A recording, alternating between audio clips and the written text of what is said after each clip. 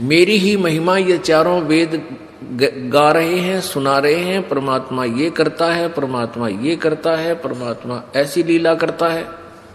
लेकिन मेरे पाने की विधि वेदों में वर्णित नहीं है। अब यहां दो प्रश्न उठते हैं कि एक तो परमात्मा सामने बोल रहे हैं, कह रहे हैं, प्रत्यक्ष खड़े हैं, फिर कहते हैं मुझे पाने का तरीका वेदों में नहीं है।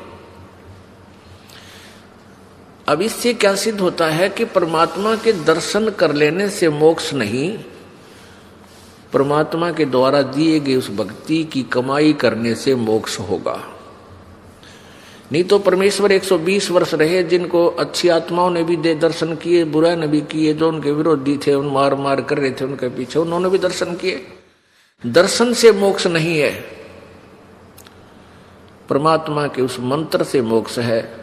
मोक्ष का मीन है कि जैसे हम परमात्मा ने हमें विधि बताई है वह कमाई कराएंगे, उस राम नाम के धन को जोड़ेंगे, उस भक्ति की शक्ति योग के बल तय, भक्ति के बल से, उस राम नाम की कमाई की शक्ति से हम सतलोक जाएंगे। वहां जाकर के हम परमानेंट सुखी हो जाएंगे।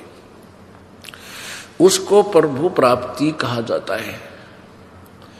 परमात्मा यहाँ आए, सभी को प्राप्त थे, दर्शन भी होते थे, लेकिन मोक्ष कोई नहीं, मुक्त कोई नहीं हुआ, क्योंकि हमने परमेश्वर के उस ज्ञान पर विश्वास नहीं किया, न उनके द्वारा दिए गई भक्ति की साधना की।